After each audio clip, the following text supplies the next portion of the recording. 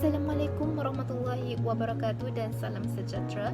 Nama diberi Nur Syamimi binti Asman, bernombor metrik 277131. Kos subjek SSYS 2023B, Social Psychology. Nama pensyarah Dr. Susila Ismail. Tajuk eksperimen The Bobo Doll.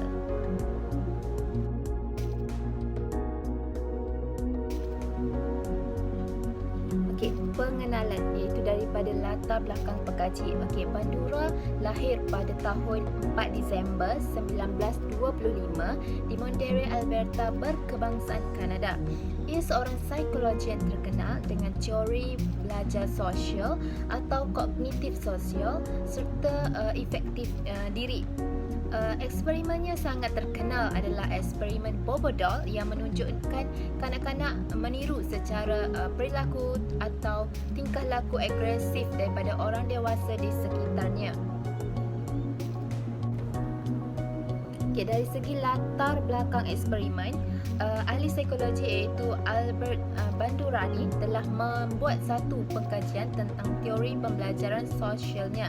Okay, pada tahun 1961 dan 1963, beliau ni telah melakukan kajian terhadap tingkah laku kanak-kanak selepas mereka melihat bahawa model dewasa yang mempunyai tingkah laku yang bertindak secara agresif terhadap anak patung bobo.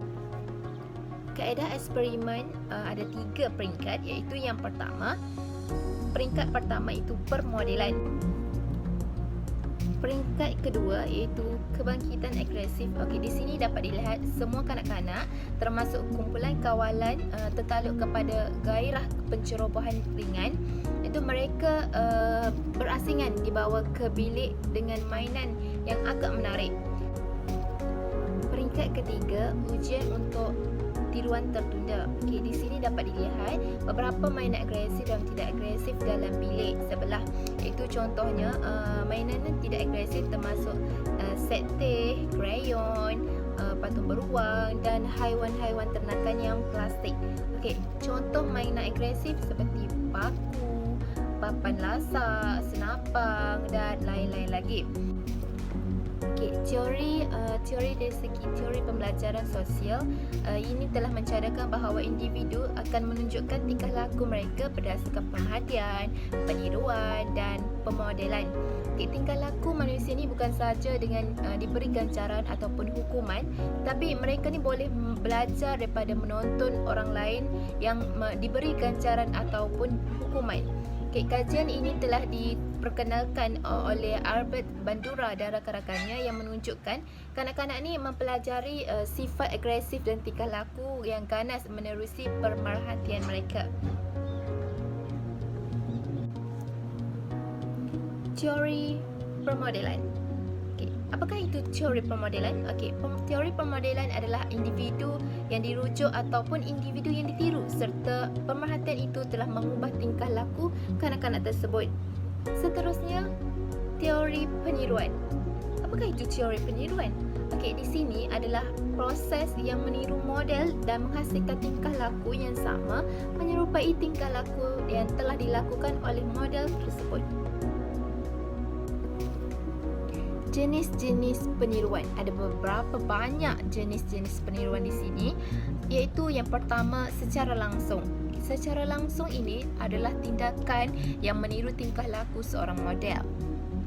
Kedua, secara tidak langsung.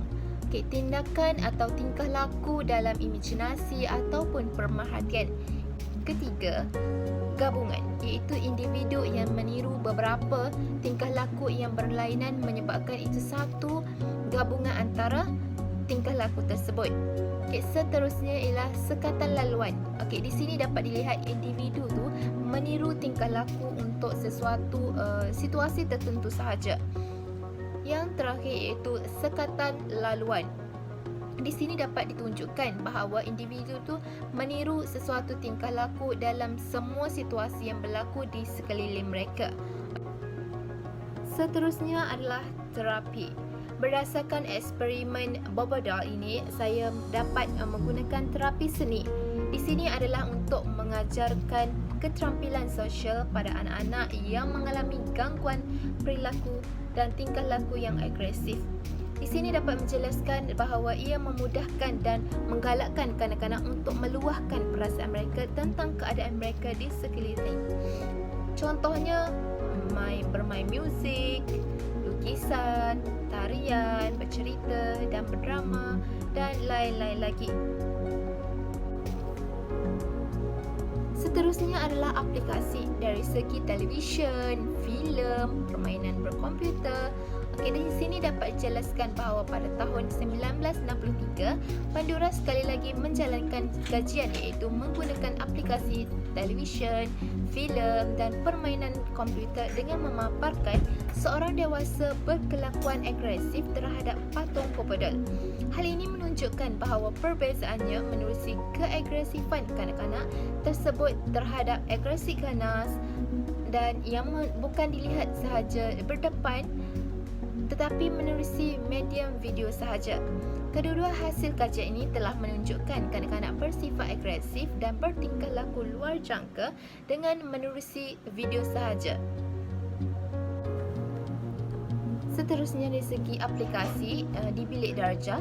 Yang pertama, secara langsung, pelajar akan meniru gaya komunikasi apabila guru menggunakan percakapan yang bersopan santun, berlemah lembut dan lain-lain lagi.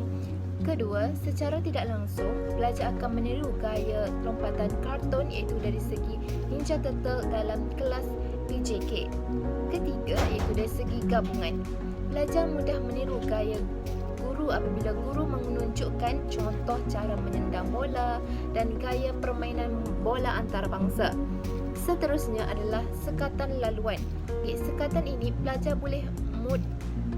mudah terikut dengan trend terkini dengan cara pemakaian baju berfashion untuk majlis konsert di sekolah. Seterusnya, sekatan laluan iaitu guru menunjukkan teladan dengan mengitar semula bahan buangan dan pelajar akan mempunyai keinginan dalam meniru tingkah laku dalam mengitar semula bahan buangan tersebut. Tidak kurang juga dalam eksperimen ini ada perbincangan dan kesimpulan. Okey, di sini saya dapat jelaskan bahawa implikasi di sekolah. Guru dijadikan teladan oleh pelajar untuk menjadikan role model kepada pelajar dan guru juga merupakan tunjuk ajar yang telah dilakukan oleh guru adalah wajar menerusi kreativiti dan menarik minat pelajar untuk belajar. Contohnya lukisan, poster, kraft tangan dan lain-lain lagi.